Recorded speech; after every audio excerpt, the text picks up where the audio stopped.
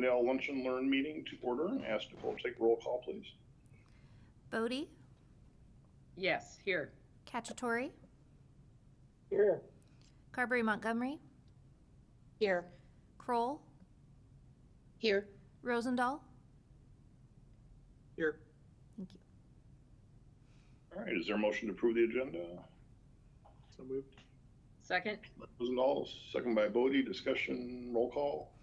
Rosendahl, Yes. Bodie, Yes. Cacciatore, Yes. Carberry Montgomery, Yes. Kroll. Yes. Thank you. All right, thanks. Item 3 is our regular agenda, and first is the Walnut Creek Watershed Management Authority overview, and I'll turn it over to Kristen to give us an overview. Kristen. Good morning, Mayor and members of council. We have a couple of items to present for you today. We're going to start with the Walnut Creek Watershed Management Authority. Cassie Jules from Polk County Soil and Water Conservation, and she's very kindly subbing in for John Swanson, who's unfortunately out sick today. So we appreciate Cassie jumping in at the last minute to help with this. And then I'm going to turn over to Cassie and let her kind of share what the watershed has been working on this year.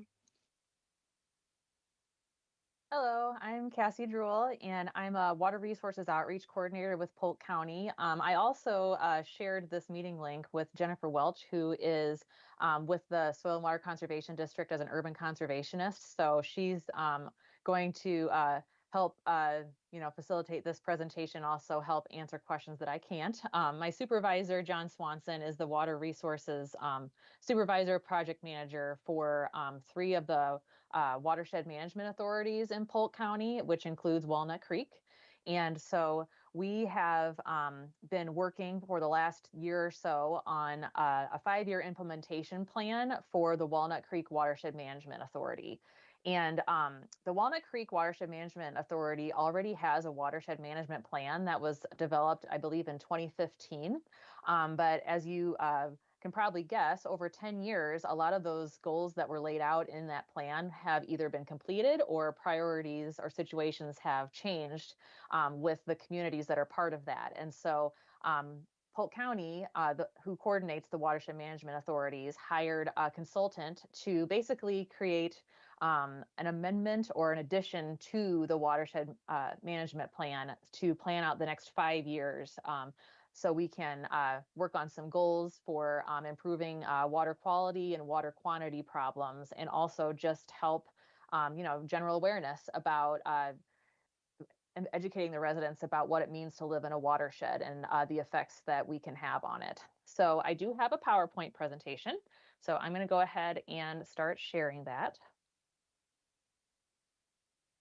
I'm also a very casual presenter, so if anyone has any questions along the way, feel free to ask. However, I will give the disclaimer that I'm kind of the administrative back end person for this project. I'm not the project manager, so some of these questions I might have to either give over to Jennifer, or we might have to get back to you once I talk to John.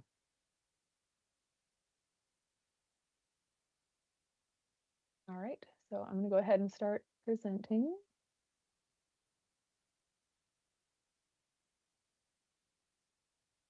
Can everyone see the slide that says Walnut Creek 5-year implementation plan? Yes. Yeah. Okay. Okay. Oh, so the consultant we hired was McClure, and then they had another consultant working with them who is out east called Seebeck Eco Engineering. So the 5-year plan is an action-oriented plan. So like I kind of said in the very beginning, this plan lays out some goals that we wanted to specifically achieve within the next 5 years. So we tried to make them, realistic as far as how communities can work with the WMA staff, but then also with each other to achieve these goals. So as you can see with this map, the yellow boundary shows you where the Walnut Creek watershed lies. The dark blue line is Walnut Creek itself, and then you can see there's a lot of light blue lines or tributaries that flow into it. And then you can also see the shaded colors are the city limits for all of the cities who lie within the Walnut Creek watershed. And Urbandale has a big chunk in the Walnut Creek watershed. And so this plan does mention some specific goals that the city of Urbandale can try to hit. And so I will go through those and also let you know how the WMA staff can assist with making some of those goals happen. So when we first started developing this plan, we worked with McClure to get stakeholder input from all of the communities who lie within the watershed boundaries, and then also our partners at the Soil and Water Conservation District, some of the county conservation boards, and other partners that we work with throughout the WMAs. And so we had some formal get-togethers with all the stakeholders at once, where we had surveys and small group workshops to get input. And then also McClure met individually with members from each community and partner to get their take on what is important to them. Watershed. And these are the main overarching themes that we got from those stakeholder meetings.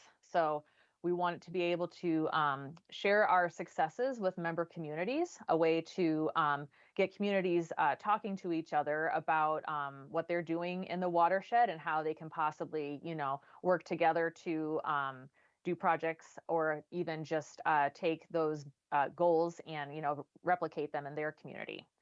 Also advancing water quality, recreation, and water quantity efforts in a tangible, functional manner. We know that Walnut Creek does have a history of some water quality and quantity problems, which have, a lot of them have been addressed in the last plan, but obviously our work is not done. And so that's what that one is. Developing consistent messaging and legislation across member communities. So kind of giving an identity to the Watershed Management Authority as a collective of all of these communities. Defining the roles of the WMA staff and members. So when I say WMA staff, I mean people like me and Jennifer and John, and some other staff who work for the Watershed Management Authorities and take and work with the communities to make these goals happen. And then the members are the cities and partners that are part of the watershed. And then successfully engaging and educating the public, which is something that, a lot of communities, including Urbandale, already do, but it's something that we want to make sure that we continue to do. And then also drawing on successful implementation of policies, projects, and programs.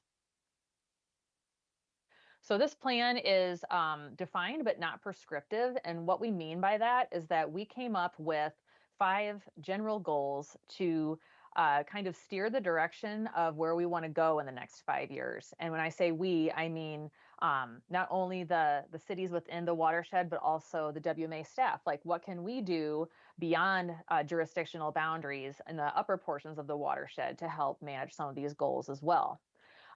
So we are kind of letting communities know that we are not giving them a solid direction on how to achieve these goals. We want to work with you to kind of take a look at your community and see what the possibilities are. So I'm going to be sharing quite a few examples later in this presentation that of projects that have already been done in the watershed that meet these goals. And so it's kind of more as you're looking at your community and thinking about future development, but then also thinking about areas that you already have stormwater management issues.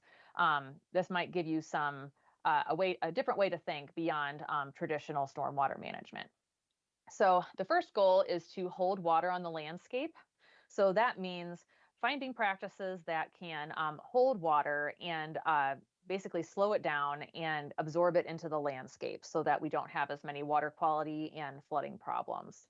So as you can see on the bottom left corner there, that's an example in Clive of a stormwater wetland that was designed in a residential area. It's managing stormwater from that neighborhood, and it's near Walnut Creek. And so what it's doing is capturing that stormwater and slowly letting it go into Walnut Creek rather than all this water entering at once and then causing problems. Goal 2 is to preserve, expand, reconnect, and rehabilitate floodplains. So you can kind of see the graphic on the center there. That is what shows a healthy floodplain. So it's defining the area that the water wants to go and finding ways to either preserve what hasn't been developed yet or reconnect areas to help manage flooding better. Goal 3 is better understanding and improving surface water quality. So we have a potential monitoring plan throughout the next 5 years to help come up with different solutions to improve the water quality.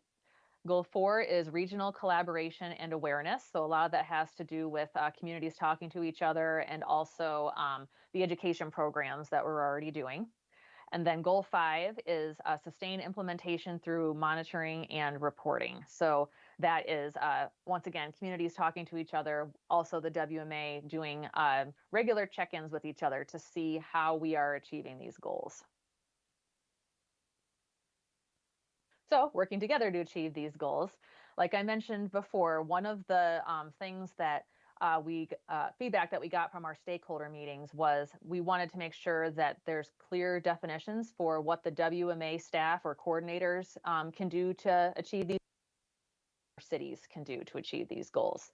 So as you can see, this is a little bullet list of the major things that we wanted to define. So as you can see, as the coordinators or the staff, we are going to focus most of our work in the upstream agricultural areas because obviously cities can't work beyond their limits to help manage some of that. But working upstream is extremely important because if you don't manage the water that's coming from the upstream, no matter what you do on the downstream side, it's not going to help solve those problems. We'll also do the watershed scale planning, fundraising, and technical assistance. So we're the ones that bring the communities together and talk about different types of projects that maybe we can work on together.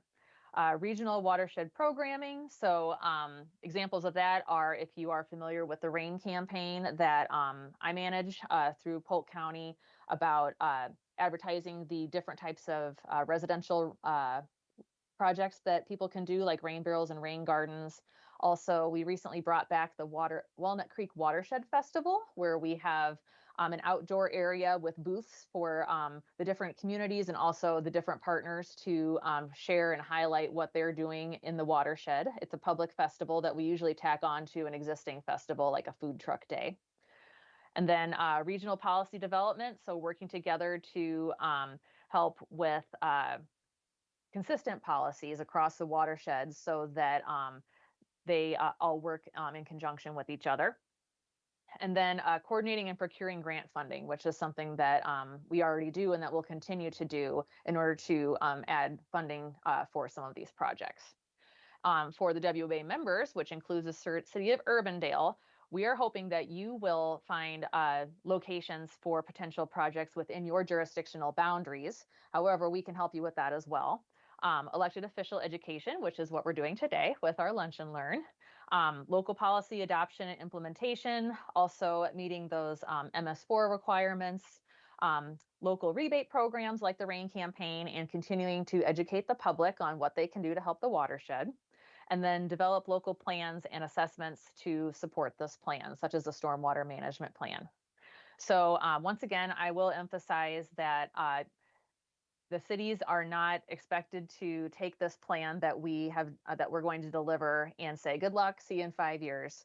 The WMA staff will have the knowledge and experience to support any type of projects that you may have to achieve these goals. And we can even work with you to identify parts of town that will work for these projects. And also we understand that there may be limitations within the city's portion that lies within the watershed, as far as how much of the land is publicly owned, how much can really be retrofitted or preserved. So there's a lot of examples that I'll share, like I said, later in this plan. And we don't expect you to be able to do everything, but we encourage you to just start thinking about alternative ways that you could manage the stormwater in a way that has multiple benefits. And we're happy to help you figure that out. Cassie, there's a question about MS4, what that means. Oh, sure. I'm sorry. I can't see the screen when I'm presenting. So thank you.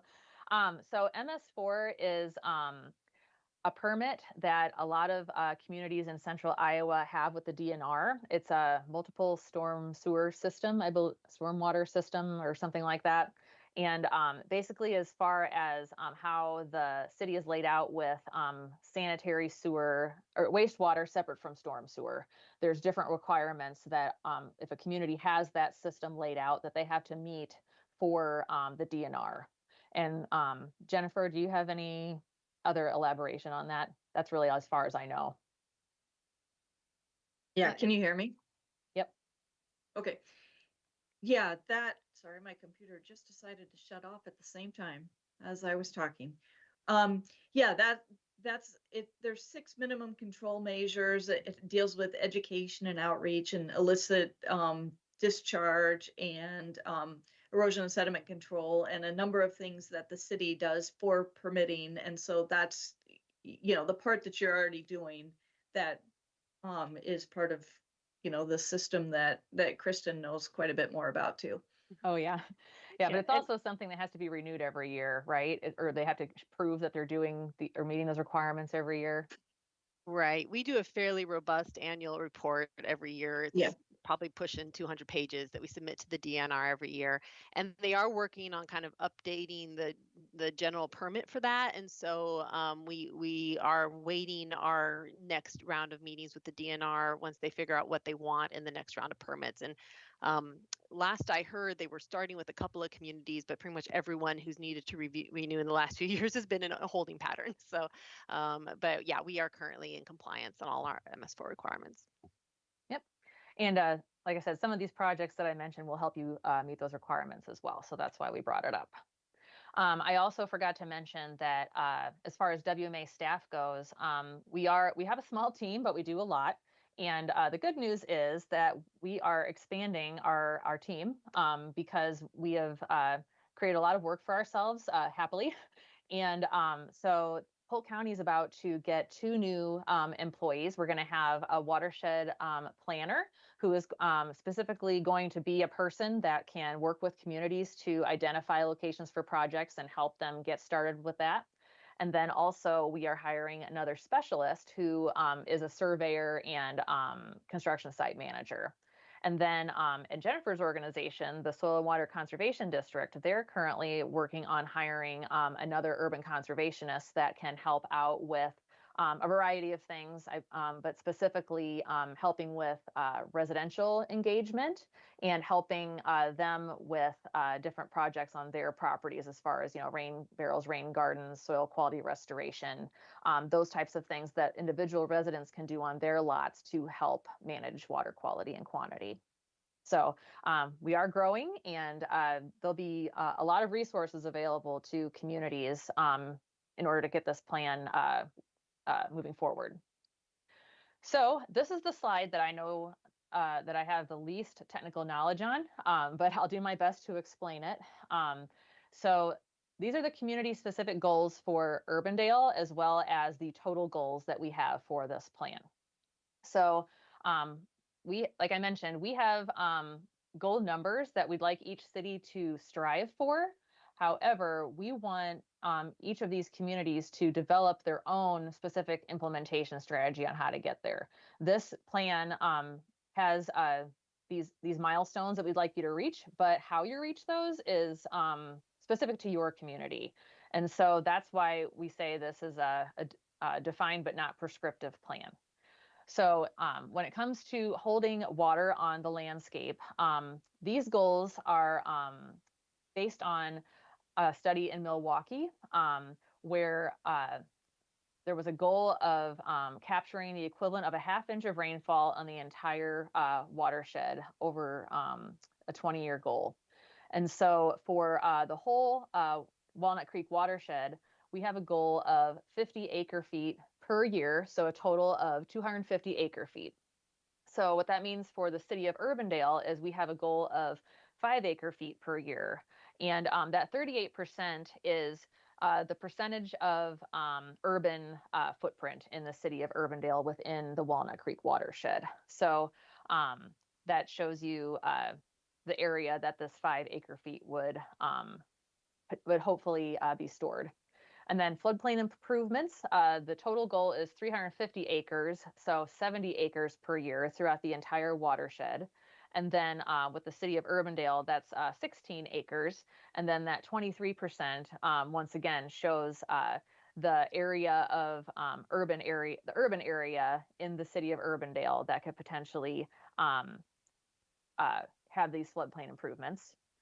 And then with surface water monitoring, we are currently working with Drake University to develop an E. coli monitoring plan. And so with the city of Urbandale, that one's a pretty easy goal. You would just work with us to identify locations and also possibly, you know, provide staff help when it comes to collecting water and getting those regular monitoring plans going. Regional collaboration. You guys have already helped out by attending or having a booth at the Walnut Creek Watershed Festival, which we hope you continue to do. The funding workshop, I'm not sure what that is. John made this slide, so I can't remember what that is.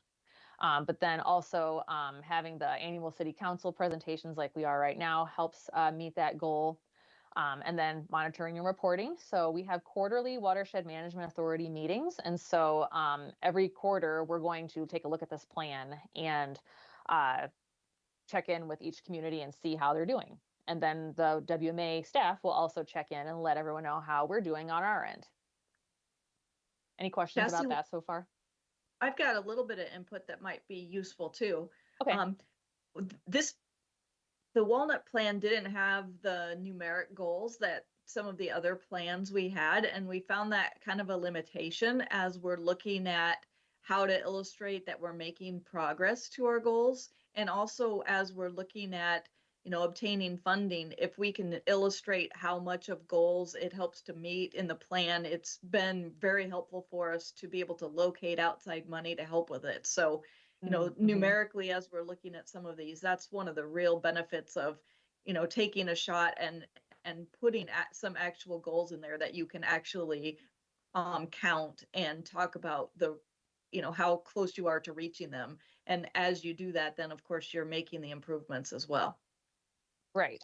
And so, yeah, having numbers is just, you know, a motivator in a way. And this is the ideal situation that we'd love for every community to strive for. However, there's flexibility in that. And we understand that, you know, over the next 5 years, we may be adjusting this a little bit too. Any questions on this before I move forward? Because I know this one's kind of tricky.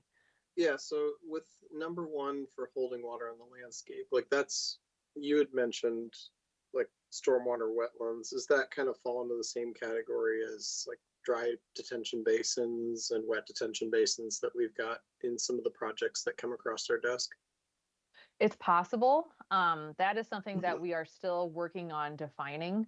So we are kind of talking about these projects as not necessarily traditional detention, but something that could go above and beyond. So something that maybe also treats water quality at the same time. So sometimes with basins, that's you can count those.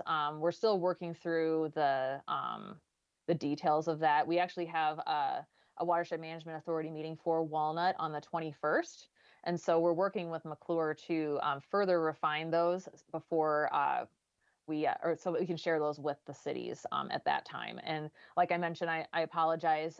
John has a little more knowledge on that than I do. And because I'm stepping in at the last minute, I didn't have time to really dig into that. But we're happy to share that with you guys, probably via Kristen for our next Watershed Management Authority meeting. I appreciate that. Any other questions? All right, I'll keep going. So here's some examples of ways that we can think proactively and retroactively. And so when I say that, I mean, thinking about, you know, as the city is developing, thinking about, all right, so we know that we're going to have to manage stormwater. What can we do, you know, to maximize that, holding water and floodplain management? And so retroactively means taking a look at what's already existing and maybe seeing how you can make this project work better, you know, with the current knowledge that we have, and how we can upgrade existing infrastructure and projects to help manage some of these goals. So this is an example of a success story that's already happened in the Walnut Creek watershed in a few communities. So Polk County worked with the cities of Clive, Johnson, and Des Moines over the last few years to develop a soil quality restoration program. So soil quality restoration is one of the easiest residential stormwater practices that can be done because it promotes a greener lawn for residents, which everyone loves, but then it also promotes healthier watersheds because what we're doing is we are taking a deep tine aerator, pulling plugs out of the lawn, and then filling those with organic compost. And then what happens is that compost will infiltrate along with stormwater into those plugs and then improve the organic matter topsoil on the property, which also encourages the grass to grow longer roots. And so the longer roots that a plant has, the better it is at absorbing water. So it's helping to manage stormwater on individual properties.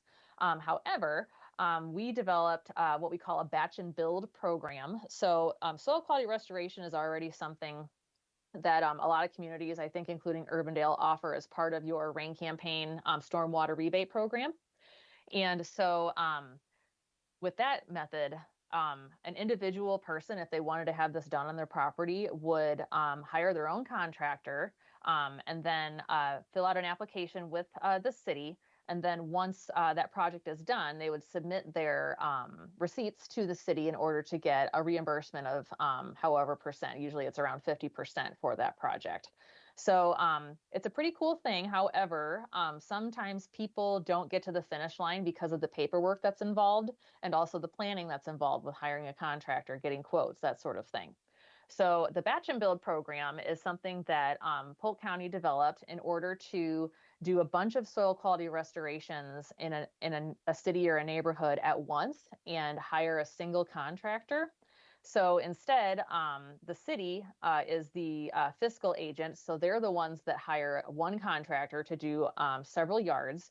And then also that eliminates the hassle of the resident submitting their receipts to the city in order to get the rebate. Basically, the city just charges the customer the 50%, and then they just pay it. So that eliminates the reimbursement part.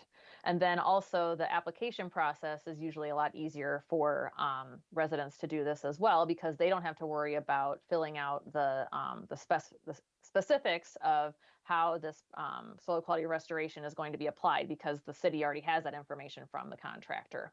So it's pretty cool. We worked with, like I said, with those 3 communities, and we've been able to do several hundred yards at this point. So I do have a couple stats here. City of Johnston had 209 properties participate, which was a total area of land treated at 51.62 acres. So almost 52 acres of soil was amended in one summer with Johnston. City of Des Moines also did 227 households, treating nearly 800,000 square feet of urban land. And that's just 2 examples. I know Clive has been doing this for the last couple of years as well, and they do around, I think, 60 to 80 yards per year. So it's, think about if we waited for one person or one house individually to do this, there's no way we would ever get the amount treated that we do with the batch and build program. So Polk County actually worked with these cities to develop a handbook. So that's what you see on the left page or the left side.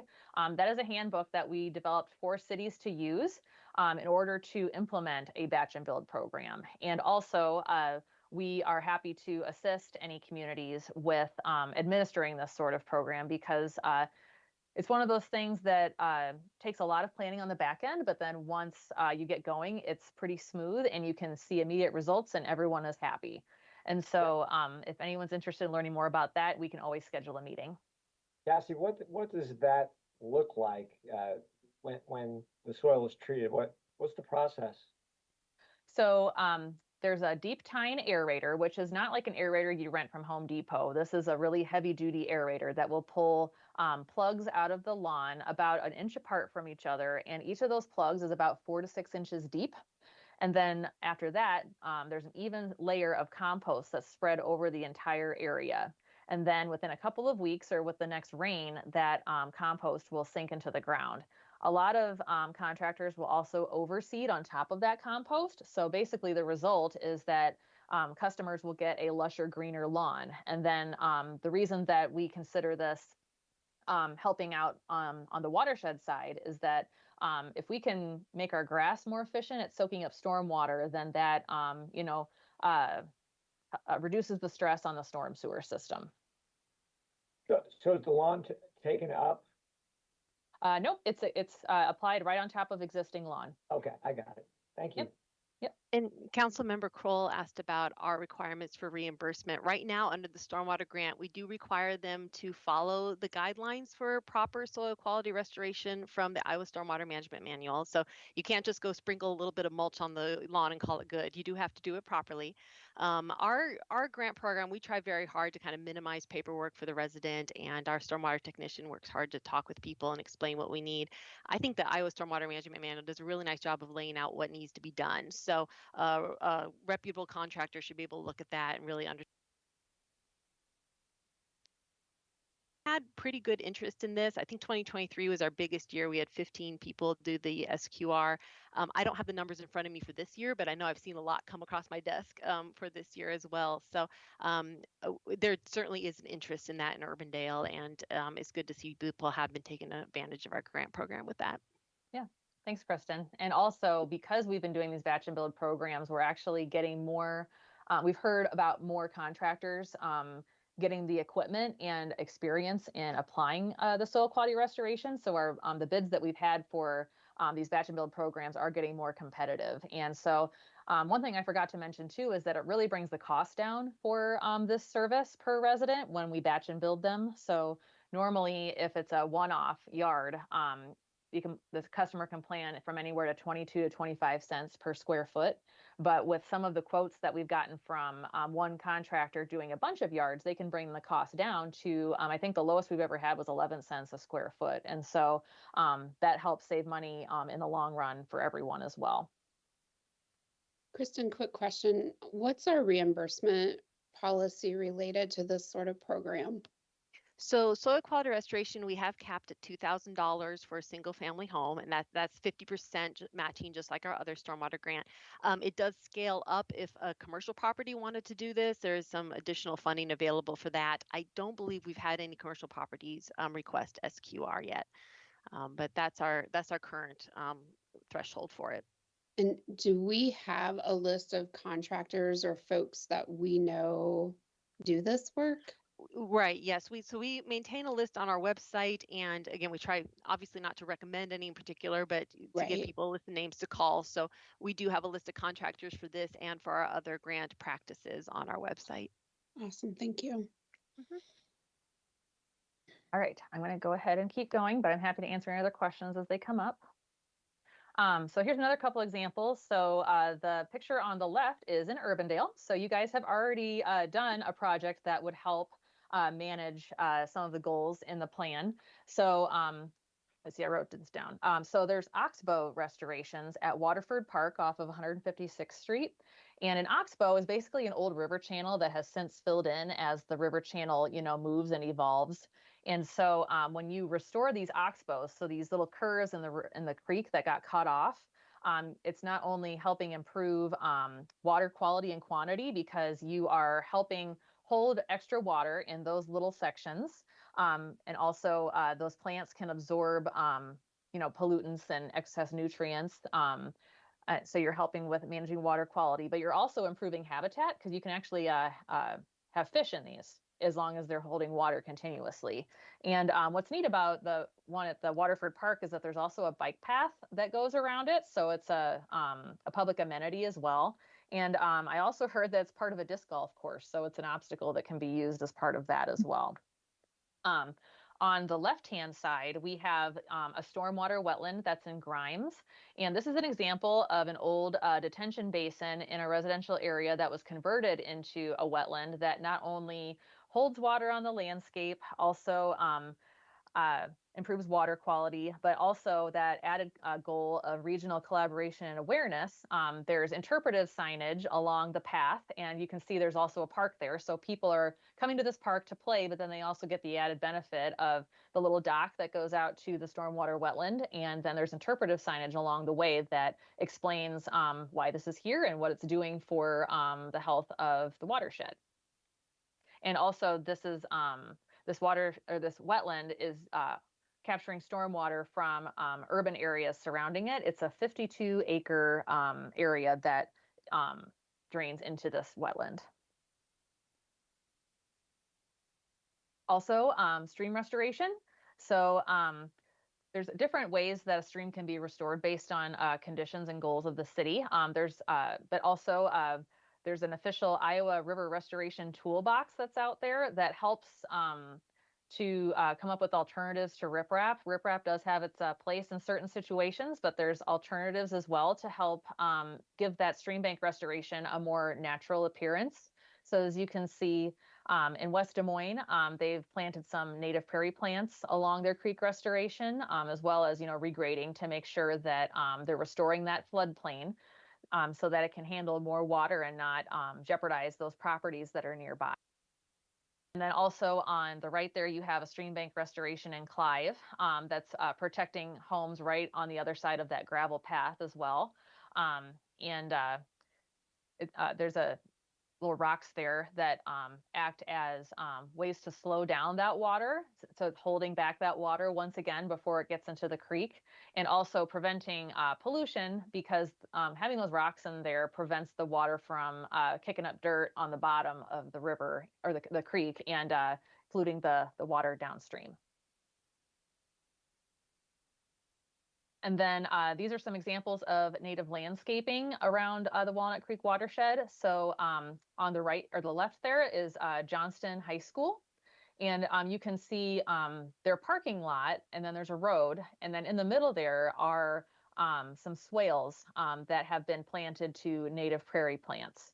And they're all connected via a storm pipe that goes down the middle of them. And what those do is they act just like a traditional drainage ditch, but the added benefit is that they're holding more water because they have those prairie plants in there instead of traditional turf grass. And prairie plants have roots that can go, 10 feet or longer. And like I mentioned earlier in the presentation, native plants have deep roots, and the longer the roots, the more water that they can absorb and treat. So having these drainage swales planted with prairie plants can manage a ton more water than turf grass alone. It also provides, aesthetics to the school, and it's also a little field station for them. Their class goes out there, and not in the picture because I couldn't get up high enough with the drone. All of these actually spill out into a pond as well. So then the water is further held back and treated. So we call that a treatment train, or when multiple types of practices are connected to each other. And also this reduces mowing on the city's end or the school's end as well. It's a lot lower maintenance than traditional turf grass. And then on the right side there is the Wells Fargo building in West Des Moines, and you can see how they've incorporated some native trees and shrubs on their campus as well to provide not only help with storm or treating water, but also creating an amenity for employees as they go around the campus. And then just bringing this up again, Urbandale already does this with your stormwater rebate program for Urbandale or for urban residential practices, but that's always something that we'd like to continue, because obviously those larger projects that cities and counties can work together on, they manage a large amount of stormwater. But if we can encourage residents to do the same thing on their properties, little pieces that work together can also make a big difference. So just keeping those going is a good way to help manage water on the residential areas. So this is the timeline for the plan. So we are finalizing it now. We're actually going to review the final plan with our Watershed Management Authority members on July 21st during our quarterly WMA meeting. And we are considering 2025 year zero because we are still working on a strategy for implementing this plan. And also, we're working with communities to develop those local goals and priorities because, like I mentioned before, we want to work with each individual member to come up with solutions that seem realistic for them, and also understand that every community in the watershed, is going to have different needs and different circumstances in order to achieve these goals. So once 2025 is done, then in 2026 is when we are beginning year one of the plan. So the plan will actually be goals that we can hit between 2026 and 2031, excuse me. And that's all I have, but I'm happy to answer any additional questions. We've also got Jennifer Welch here with the Polk Soil and Water District. And if anyone has additional questions that I can't answer, I'm happy to write those down and get back to you guys and send them to whoever to distribute. So yeah, thanks for your time. All right, thank you, Cassie. Any questions? Further comments? I don't know if this can be answered or not without Jonathan, but I think Jennifer might be able to, or Cassie, you might be able to. We had conversation about when you bring on some of the new people about being able to get some help with some of the stream restoration planning and or some technical assistance. I was just wondering if we could get a little more clarity on what we might be able to get there, and if that's a Jonathan question later. The general answer is yes, we will be able to help you with some of that. A big goal of one of our new staff members, the project, the planner, the watershed planner that's getting hired on in August. That's a goal that we want to have them take charge of, and helping and working with communities and helping them with those assessments. There will be some training involved for that person before we can really get going on that. But that is one of the goals that we have for this new person. Jen, do you want to elaborate on that at all? No, I think you hit that pretty well. I mean, that's definitely a big goal and something we're working on everywhere. So that will be this will be a good start. Yeah, we're really looking forward to getting more staff because, like I mentioned before, we're pretty small, and there's a lot of work that is coming down the pipeline. No pun intended, but yes, I totally intended that. And so, almost adding 2 or 3 people to our team is a big jump for us. And so we're really excited to be able to provide more one-on-one support to communities when we're working on these goals. And then just one more question, and Kristen may already know the answer to this, but just what might be the process over these next 6 months about how we determine or help the local communities create their goals? Is that part of that assessment piece, or what are we doing there process-wise to help Urbandale, for example, get more definitive about goals? I guess we will be looking at rolling into the recommendations that come from that floodplain restoration review with Polk County. We did have that kickoff meeting a few months ago, and we knew that we needed to wait for them to get a few more employees on board. So we'll circle back on that. We already have a project under design for installing additional floodplain capacity with the specific goal of meeting these metrics from the Watershed Management Authority. I got to look at the timeline for that. I want to say that their concept is due in early August. So I know they did their survey work and they are working on the design now for the initial design of that. We're looking at it in Bent Creek Ridge Park. So that's north of Meredith, east of 156th Street. And then, of course, we've got our annual budget for stormwater improvements. So that's one of the things that we do need to talk about for the next few years is how we do want to spend those funds, whether we focus on the floodplain capacity metrics from the Watershed Management Authority, or if we continue with some of our bank stabilization projects. Cassie mentioned a couple of those practices like the riffles and the bendway weirs, where longitudinal peaked stone toe protection, you put some targeted riprap in certain areas in the channel itself that helps slow the water down, helps redirect the energy to the middle of the channel, lets sediment drop out. We've seen really good effects with that in some of our parklands, and it's allowed us to avoid clear cutting the trees, but really provide that better channel shaping. So we've been kind of doing those projects lately. So we'll have to see what we want to do next year after this this next study gets done and we see what's proposed for that project. Thanks. I was curious with the green.urbandale.org page if we have that's primarily Urbandale focused programs, or if it also loops in some of the things that we have that folks can take advantage of from Polk County directly as well.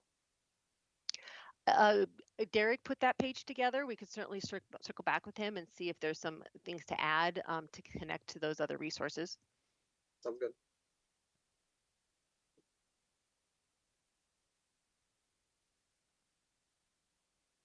All right. Thank you. Thanks for the update.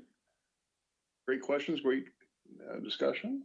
So we will move on then to our strategic plan on the environmental sustainability. So Kristen, are you going to introduce this one as well? Yes, I'm going to kick this off, and then thank you, Cassie and Jennifer. We really appreciate you sharing today. So thank you for doing that. Let's see here. I should be able to share my screen. I may have too many windows open on my desktop. Here we go. How's that look? Looks great. Can you see my presentation? Okay. Yes. And it is a little tricky to see the chat, so please let me know if there's a question that comes up. So in 2024, the strategic plan was developed by council, and so we are giving you an update on one of the tasks we were given from our office. Ben Antones and Jordan Babler helped with the strategic plan, and then from community development, we've been working closely with them as well. And Christy Bales is on the call today to talk about her portion. So just a recap of where we're at. Our task was part of the environmental sustainability objectives and to offer incentives for sustainable practices in building, pavement, stormwater, and transportation. And then there were 4 action steps associated with that. To research what other cities offer, to determine what is feasible and aligned with council priorities, to also utilize those findings from the Sustainable Urbandale Action Plan, and then to create a proactive approach to stormwater management. So taking those action steps and directive, we've been looking at a number of things this spring. We have completed some research and tried to determine what's feasible for us now and what might need to wait in for the future. So the lunch and learn today is kind of let you know where we're at on the ideas that we had, and then the next steps for those ideas, including whether items need to be incorporated into the budget cycle as we start that in the fall. So we have a lot of incentives already in place. We've already talked about, obviously, the stormwater grant today. There's still a lot of interest in that. And as we've talked about the last few years, a lot of the bigger projects are done. A lot of the grants we're given now are individuals. They're smaller projects, really targeted for exactly what they need. We still have a lot of interest in rain barrels and other just single family things. So that's exciting to see residents take advantage of that. Also in the Sustainable Urbandale Action Plan, there's the Parks Tree Program, which is already going, and Complete Streets, providing that access to the greater trail network. And then just community-wide, Mid-American Energy, of course, offers a number of incentives and rebates for green energy improvements. And then we've talked a couple of times over the last year about the resources offered by the Neighborhood Finance Corporation for improving just household efficiency. Again, that local, individual level, some resources they can take advantage of. One of the big ones, obviously, we rolled out this spring was the Foundation Drain Disconnect Program for incentive for sustainable practices. Certainly, this one is important. You all approved the ordinance a couple of weeks ago. We have sent letters out on that. We mailed out 274 letters to 253 properties. We've been getting a lot of calls over the last week, and so we've started to roll that out, just letting people know how to go about this step in their house. We've got Public Works lined up to start testing a number of properties and to provide them some guidance on how to go through this process. And I'm sure you all recall because it was very recent, but our current grant assistance is $3,500, which is a 100% match. And that's compared to other cities and programs, that's very robust, very generous. So hopefully it's a good incentive to encourage people to hook up. And I will just say anecdotally, I think we've probably talked to at least 25 people now, maybe a little more. In general, folks have been fairly positive about it, that they appreciate the grant. They understand they need to comply. They understand there's a timeline involved. They don't have to, do this tomorrow. They got a little time to find what works for them. So really, I've been impressed that people have been understanding the need for this and wanting to comply. I will turn it over to Christy to talk about permeable pavement systems. Yes, I think we've mentioned this in the past. So now's the time to amend the zoning code, specifically it's the off-street parking section, to allow permeable pavement systems as an option for parking surfaces. Right now it says you have two options, asphalt or concrete, whether you be residential or non-residential. So we'll move forward with that amendment to allow this as an option. And then that second bullet is they may be able to, developers really specifically, not kind of the individual homeowners, may be able to use these systems for stormwater requirements, ISWIM, and I forget all the acronyms, but it's Iowa Stormwater something Management manual. We might have Thank an you. extra M in there. Just like keep adding M's on the end. Thanks, sorry about that. When they follow those certain guidelines that are already established, so we're not adopting new city guidelines. We're going to look at ISWIM as the guidance for those systems. So we'll get those amendments rolling through. Hearings are required with the P&Z Commission and the council to amend. And we would allow them to install permeable pavers without it being part of their stormwater management plan. But particularly, like Christy said, for commercial property, there's some double advantage there that they can piggyback on that. Okay. And then one of the big topics of conversation over the past year, of course, has been SF 455 and the requirements for stormwater detention. So hopefully give you a real quick overview. When we first went to unified sizing criteria in 2021, we talked about the goal was being to better manage the smaller storms and actually allow slightly higher releases for the larger storms. So those smaller storms that happen every year or a couple of times a year, that we get better water quality treatment, we get lower and more drawn out flows for those smaller storms, really helps with the year-to-year stream health, the infrastructure capacity downstream, a lot of benefits there. The trade-off of allowing slightly higher releases in the larger storms that happen very rarely, theoretically a 100-year storm would only happen once every 100 years. We know sometimes that doesn't work out that way, but the trade-off then would be that basin can stay the same size. There's not as it doesn't blow up the basin for being a huge size for these different numbers. So the SF 455 requirements that came through last year allowed us to return to holding the 100-year event to the 5-year event, which means a lower release rate. But then the statement was that you had to preserve the existing site conditions instead of the pre-development site conditions. So that would be the difference between, say, developing a parking lot. You could treat it as the allowable release from a parking lot rather than our previous practice of treating it as allowable release from prairie. Obviously, a meadow prairie condition will absorb a lot more water than a parking lot runoff. So that was really the big change in SF 455. And so we changed our guidelines to comply with SF 455. We did offer the option that designers that do use the meadow pre-existing condition, that will allow them to release that larger storm at the higher rate. So again, we go back to that original goal of having better storm management for the smaller storms, and then we compromise on the larger storms. So we do really feel that that's an effective way to better manage our creeks and our discharge rates from year to year.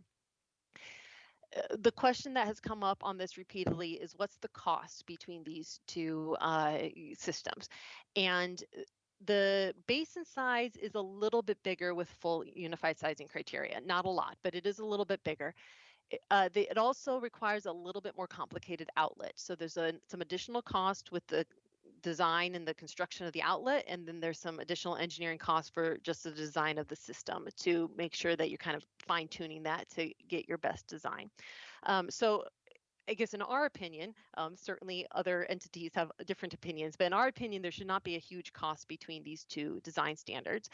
But people see, oh, I can release, I can release at a higher release because I've got this different existing condition, and they tend to just go with that design standard. So one of the goals we thought is, how can we incentivize this? How can we really get people to look at doing this other design that we feel will have a little bit more cost, but is much better for us long term? Oh, forgot I had another picture here. So just another example, that multi-stage outlet. There's a couple of different orifices to let different storms out at different release rates. And obviously, the more you do that, it gets a little more complicated with the design and the construction. So we want designers and developers to be looking at this other design criteria that is better for us in the long run. So we proposed setting an incentive for them that if you design according to this standard, instead of the SF 455 standard, we'll give you some incentive for that. According to the legislation from SF 455, that if we require that higher standard, we have to pay the difference in costs. That gets real problematic. How do you quantify what the difference in exact difference in costs is this between engineering costs and construction costs, land costs? I'm not quite sure how to even tackle that.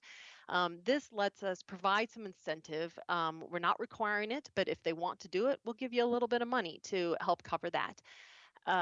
We're proposing right now to offer $2,000 for sites up to 10 acres, and then we'll increase that as you get up to 40 acres. A lot of our commercial site plans are, say, between 5 and 10 acres. Obviously, a lot of our subdivision developments are somewhere between 20 and 80 acres. So just gives them at least they say, hey, let's take a look at this and see if it's viable for us, see what it does to our design, and really fits in with that council objective of encouraging that unified sizing criteria design standard. Again, the benefits of doing that higher standard, we limit those smaller storm releases, which is really helps from the year to year, the storms we get all the time. We reduce the load on the public storm infrastructure. The storm infrastructure is designed for the smaller storms, so if we can further reduce the input into that, it just makes the whole system operate better. It will lessen the impacts on downstream channels, and that, of course, helps us in the future. Hopefully, I don't have to do as many bank restoration projects if we have limited the flow that's going into the channel in the first place. So again, just kind of a recap of what we're proposing for this strategic plan task. The Foundation Drain Disconnect program is underway. That will require quite a bit of staff time, but yeah, it's been very encouraging, the feedback so far, that people are eager to comply, and that's exactly what we wanted. The Permeable Pavers City Code update will be brought to council in the coming weeks, and that does require public hearings for both P&Z and council. And then if you wished us to move forward on the stormwater incentive, we will roll that into our budget proposals for this fall to begin implementation of that incentive. And with that, I'd be happy to answer any questions. Kristen, with the stormwater design incentive, do you have a cost estimate about what that might look like year to year? Yeah, that's a good question. So this would apply to new site plans, or I suppose theoretically, if someone were to go above and beyond for, I guess, let me step back. So for like building additions, if you're under 10,000 square feet, you don't have to do a new stormwater design. You can just verify what's on site. If someone did want to go ahead and do that design, I think this is where this would come into play. So again, gives them an incentive for that. So we'd have to look and see how many site plans and subdivisions we have every year, but I feel comfortable that we can fund this from our stormwater utility fund budget and with the existing allocations we have on there compared to the high cost of our stormwater projects. And again, we have a generous grant program. I think this will fit well in there without jeopardizing the budget. Okay, thank you. Kristen, have we had any conversations with developers and those who submit those site plans if this will be of interest to them? We have not yet. We just kind of wanted to get your feedback on it first. Certainly, this would be something that if we do roll out, we already explained their two options when they come in for a pre-app, that sort of thing. We've had a number of conversations with developers about that. Like, we would encourage you to look at both options here. This other one might actually be better for you. And we would certainly emphasize this as part of the pre-app process as well, to take advantage of this and try to use this standard. I'm just wondering if it might be worth just having a couple conversations with folks we hear from regularly, just to we see can what their certainly do that. receptivity would be to that. Yeah, we work closely with a number of developers and engineers on a regular basis, and we can certainly get that feedback for you. Thanks. Do we see that other communities are using this same method right now or proposing to? Or? I am not aware of that yet. There's certainly been a lot of discussion among the communities of how to balance SF 455 with the goals and the needs of the community. There's a number of communities that offer incentives on the stormwater utility fee side. We did look through that as part of this researching other cities and considering incentives. Personally, I find that gets a little problematic for tracking. Also, like, do they automatically get a discount for the rest of their lives, or are they confirming that their practices are still in place? How do we monitor that from year to year? We liked this idea because it provides kind of an upfront incentive to do it right in the first place. You do it right, you get the money, and then we're good to go, kind of thing. So, I haven't heard of anybody else yet offering this particular incentive. Okay, thanks.